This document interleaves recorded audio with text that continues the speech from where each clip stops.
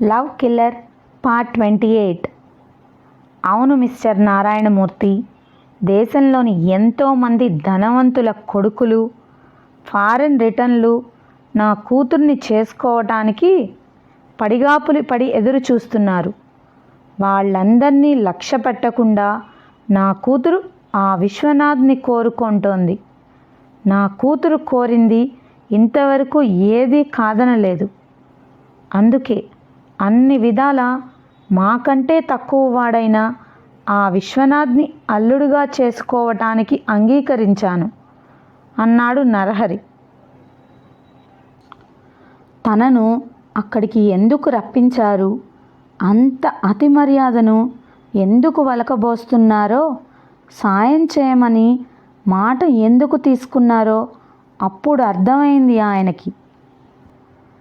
మీరు తలుచుకుంటే తిరిగేముంది, అబ్బాయి పెద్దవాళ్లతో మాట్లాడి పెళ్ళికి ఏర్పాట్లు చేయించండి అన్నాడు. తెలివిగా మాట్లాడుకు నారాయణమూర్తి.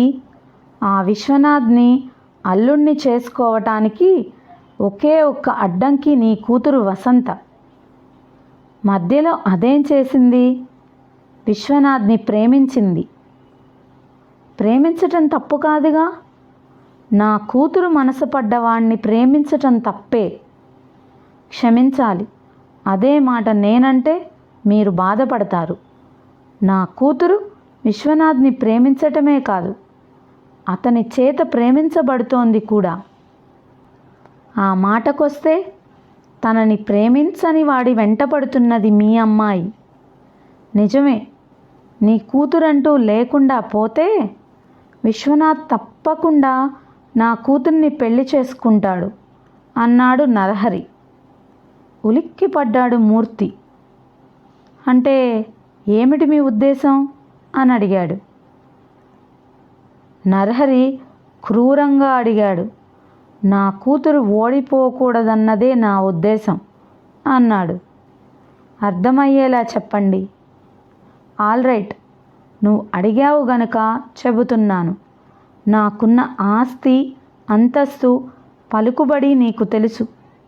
నేను తలుచుకుంటే నీ కూతుర్ని చంపి శవాన్ని మాయం చేయగలను. మై గాడ్, అదిరిపడ్డాడు మూర్తి. అంత దూరం రాకూడదనే నిన్ను పిలిపించాను. నేనేం చెయ్యాలి?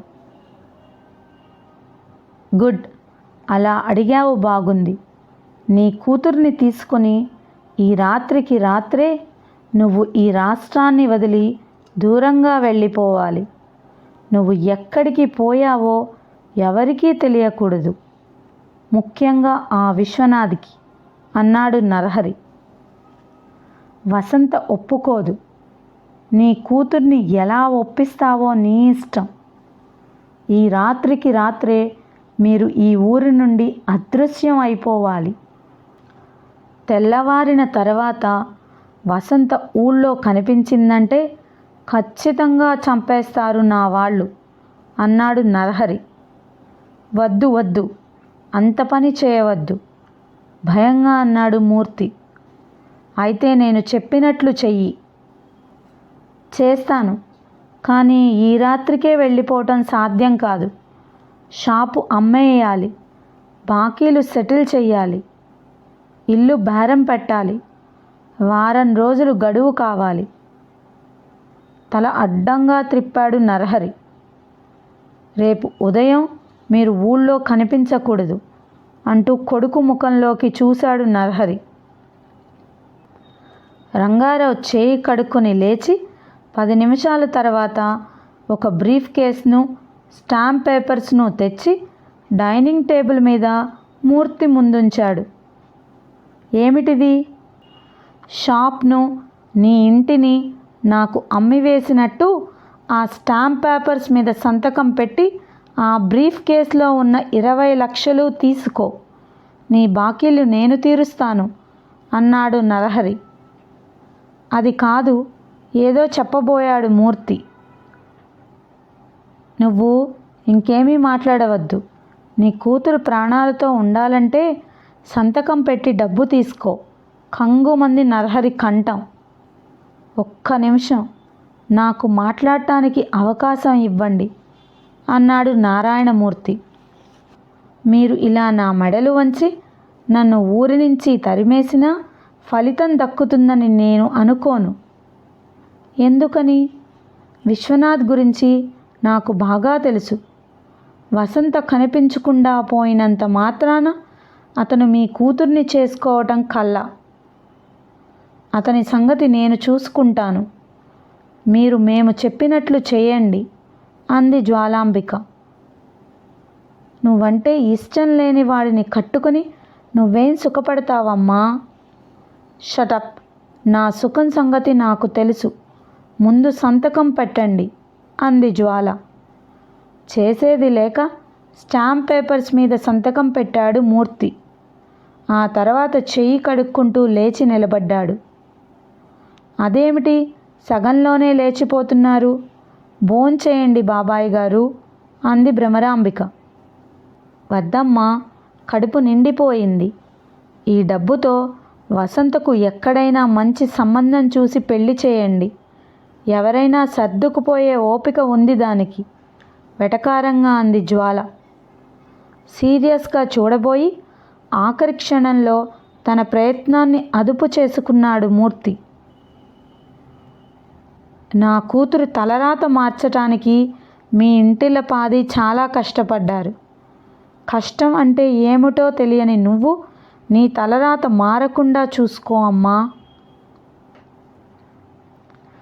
పెళ్ళి అనేది దేవుడు నిర్ణయించేది. ఆయన నిర్ణయించకపోతే ఆడైనా మగైనా బ్రతుకంతా బ్రహ్మచారులుగానే గడపాల్సి ఉంటుంది. తన కడుపులోని బాధ ఆ విధంగా వ్రెళ్ళగక్కి బ్రీఫ్ కేస్ తీసుకుని అక్కడి నుంచి వెళ్ళిపోయాడు మూర్తి. అతడు వెళ్ళిన తర్వాత, ఇప్పుడు నీకు సంతోషంగా ఉందా అమ్మా అని అడిగాడు నరహరి. చాలా హ్యాపీగా ఉంది డాడీ అంది జ్వాలాంబిక హుషారుగా. అయితే ఆ విశ్వనాథ్? వసంత లేకపోతే అతడు మన్ను తిన్న పాములా అయిపోతాడు. అతని సంగతి నేను చూసుకుంటాను అంది జ్వాలాంబిక. అయితే ఈ వేడి తగ్గకముందే విశ్వనాథ్ నాన్నగారితో మాట్లాడితే బాగుంటుంది సలహా ఇచ్చాడు రంగారావు. నీ ఆలోచన బాగుంది. నువ్వేమంటావమ్మా జ్వాల? విశ్వనాథ్ నాన్నగారితో రేపే మాట్లాడాలనుకుంటున్నాను అన్నాడు నరహరి. మీ ఇష్టం అంది జ్వాల. ఆమె ఆలోచనలు విశ్వనాథ్ చుట్టూ పరిభ్రమిస్తున్నాయి. వసంత కనిపించకుండా పోతే అతను ఎలా రియాక్ట్ అవుతాడో ఊహించుకోసాగిందామె.